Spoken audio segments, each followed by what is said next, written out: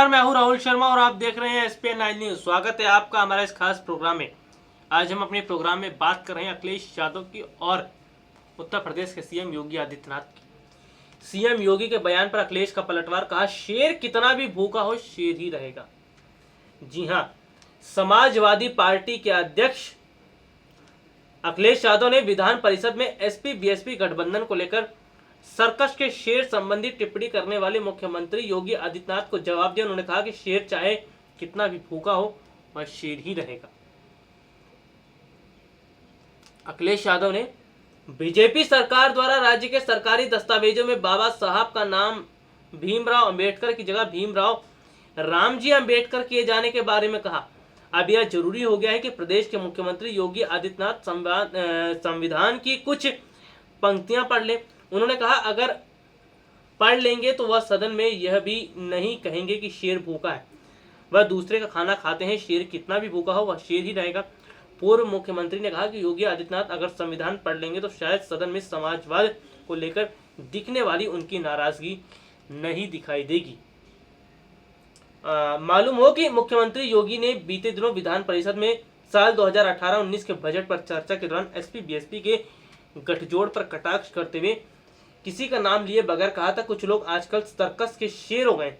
Circus का शेर शिकार करने में असमर्थ होता है, इसलिए दूसरों की जूठन पर ही अपनी पीठ थपथपाता है और गौरवान्वित होने की कोशिश करता है। जिस तरह से इशारों में योगी आदित्यनाथ ने बिना नाम लिए अखिलेश यादव पर निशाना साधा और अखिलेश यादव ने भी इसका जवाब दिया। आपको बता दूं कि अखिलेश यादव ने इससे पहले भी योगी सरकार को खेला था और परिवारवाद को लेकर उन्होंने जो है तंज भी कसा था। इतना ही नहीं, मोदी सरकार पर भी उन्होंने निशाना साधा था और बेरोजगारी को लेकर उन्होंने अपनी बात रखी थी। तो आइए इस खास रिपोर्ट में हम आपको दिखाते हैं ये दो अहम खास रिपोर्ट। क्या मुख्यमंत्री पर भी गंभीर धाराएं हैं और उप मुख्यमंत्री पर भी गंभीर धाराएं हैं। वही तो हम सोच रहे हैं, साइन कौन करेगा उन फाइलों पर। और ये भी हम बता दें, उप मुख्यमंत्री की फाइल आई तो मुख्यमंत्री नहीं साइन करेंगे। और फिर क्या लड़ाई है बताओ, परिवारवाद की। एक भाषा मुख्यमंत्री जी की और भारतीय जनता की, परिवारवाद। तमाम धर्म उठा लीजिए, पुराना इतिहास उठा लीजिए और गहराई से पढ़िए, बताइए कहां परिवारवाद नहीं रहा। उन्हें खतरा है किसी परिवारवाद से, इसलिए मुख्यमंत्री परिवारवाद की बात करते हैं। समझिए पत्रकार साथियों,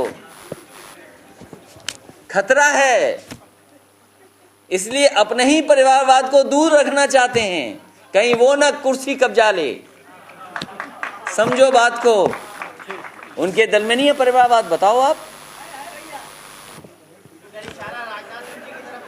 अब ये इशारे की बात है, वो खुद जानेंगे षड्यंत्र अपना। इसलिए हमारे परिवारवाद से तो कोई मतलब है नहीं कि हम तो सत्ता में नहीं है, हमसे क्या होगी नाराजगी। ये हम लोगों पर उंगली उठा करके कहीं ऐसा तो नहीं अपना बचाव कर रहे हो किसी चीज का, कि परिवारवाद मुद्दा जिंदा रहेगा तो हमारी कुछ चीजें सुरक्षित रहेंगी। हमें पकौड़ा बनाना नहीं आता है, लेकिन हम बीजेपी से चाहते हैं कि हमें पकौड़ा बनाना सिखाएं। मान लो हम अगर मिर्च ज़्यादा कर देंगे तो उन्हें अच्छा नहीं लगेगा पकौड़ा, हमारा पकौड़ा नहीं बिकेगा। नमक ज़्यादा कर देंगे तो नहीं बिकेगा, मिर्च ज़्यादा हरी वाली डाल दी तो नहीं बिकेगा पकौड़ा। तो हमारा निवेदन है, ये तमाम नौजवान ये चाहते हैं कि बीजेपी के लोग हमें सिखाएं कि सही तरीके से पकौड़ा कैसे बनाया जाता है और संग में चाय कैसे पी जाएगी अच्छी वाली, वो भी बनाना हमें सिखा दें। तो इसलिए मैंने कहा है कि अभी तक तो हुई है पकौड़े और चाय पे चर्चा, अब समाजवादी लोग करेंगे सच्चाई पे चर्चा। इनकी है पकौड़े और चाय पे चर्चा, हम समाजवादियों की होगी सच्चाई पे चर्चा। तो देखा आपने किस तरह से उन्होंने पीएम नरेंद्र मोदी पर निशाना साधा ही साधा था, साथ ही योगी आदित्यनाथ पर भी निशाना साधा था। आपको मैं यहाँ पर बता दूं कि इसके बाद एसपी प्रमुख अखिलेश यादव ने इस पर किए गए ट्वीट में कहा था कि संविधान की उद्देशिका में समाजवादी शब्द संविधान की मूल भावना के रूप में दर्ज है। मुख्यमंत्री का समाजवाद को झूठा, समाप्त और धोखा कहना संविधान की अवमानना और का गंभीर मुद्दा है। इसके लिए उन्हें देश से माफी मांगनी चाहिए और एक सच्चे योगी की तरह पद त्याग देना चाहिए। उन्होंने कहा कि एक सच्चे योगी की तरह उन्हें पद त्याग देना चाहिए और उन्हें कहीं ना कहीं माफी भी मांगनी चाहिए। तो देखिए, जिस तरह से आपको बता दूं कि यूपी में कुछ समय पहले जो है लोकसभा की 2 सीटों पर जो है उपचुनाव हुए थे। जी हाँ, गोरखपुर, फूलपुर, जिसमें एसपी बीएसपी का गठबंधन, सपा बसपा का गठबंधन जो है कामयाब रहा और बीजेपी को धूल चटा दी। लेकिन अगर राज्यसभा चुनाव की बात करें तो राज्यसभा चुनाव में योगी आदित्यनाथ ने कहा था कि बीजेपी ने अपना बदला ले लिया है, यानी कि राज्यसभा में बीजेपी की ज़्यादा सीटें आई थी।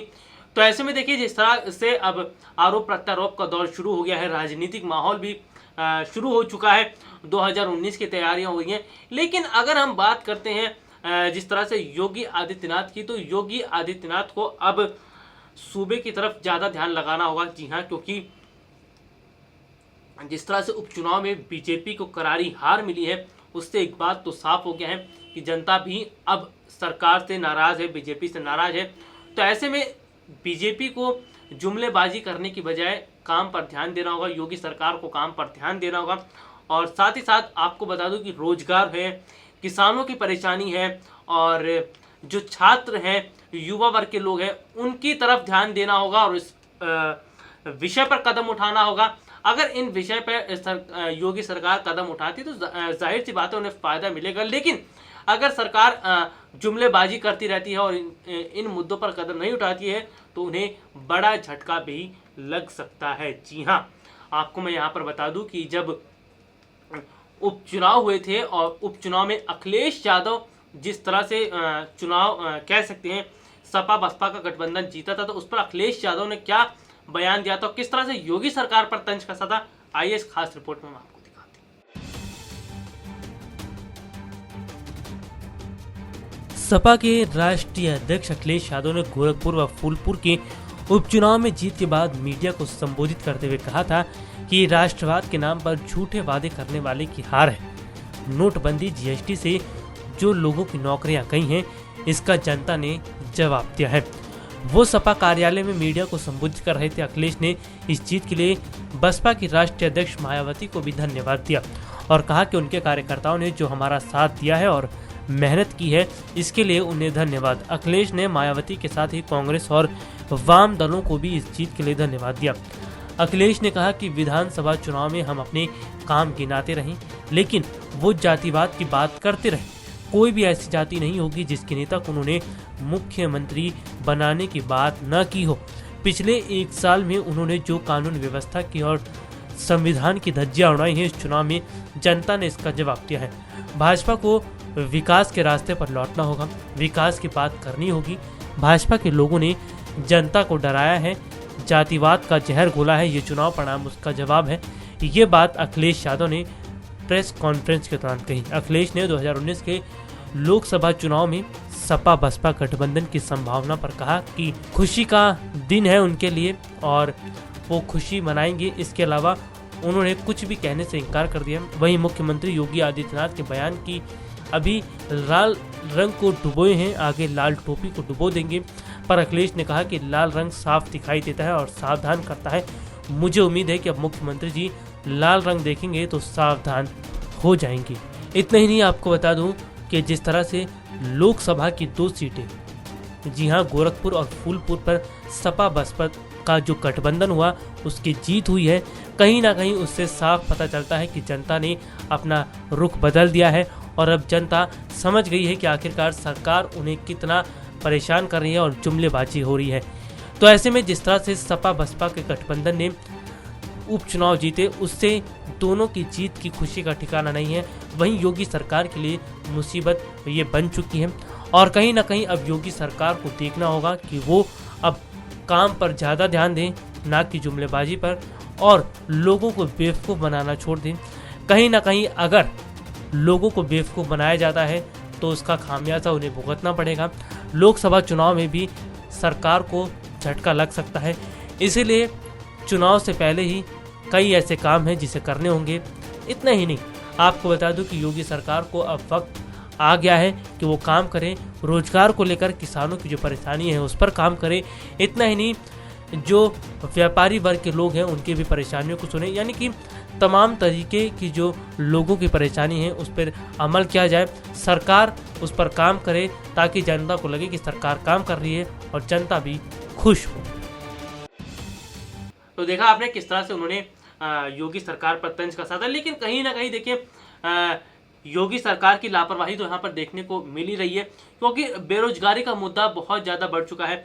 अब योगी सरकार को कदम उठाना होगा रोजगार पर, क्योंकि रोजगार के कई आयाम खोलने होंगे। जी हाँ, जो कह सकते हैं जो छात्र हैं वो मेहनत कर रहे हैं, पढ़ाई कर रहे हैं, तो ऐसे में देखिए सरकार को भी जो है छात्रों का ध्यान रखना चाहिए, उनके भविष्य का ध्यान रखना चाहिए, उनके भविष्य को उज्जवल करने के लिए योजनाएं लागू करनी चाहिए, और कहीं ना कहीं रोजगार जो है रोजगार के जो दरवाजे बंद पड़े हैं उस दरवाजों को खोलना चाहिए ताकि बच्चों का भविष्य सुधर सके।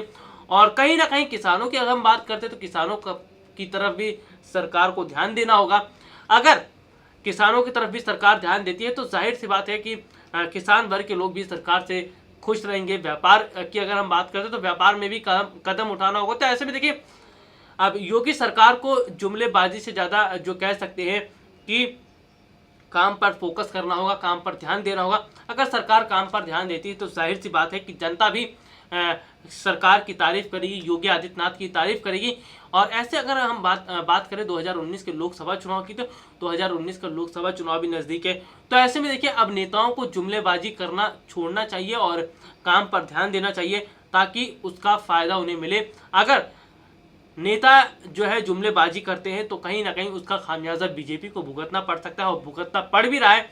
तो ऐसे में अब सरकार को देखना होगा कि वो किस दिशा में काम करती है और कैसे जो है जनता का विश्वास जीतती है। बहरहाल आज के इस प्रोग्राम में इतना ही। अगली बार आपसे दोबारा मुलाकात होगी, तब तक के लिए इजाजत दीजिए। नमस्कार।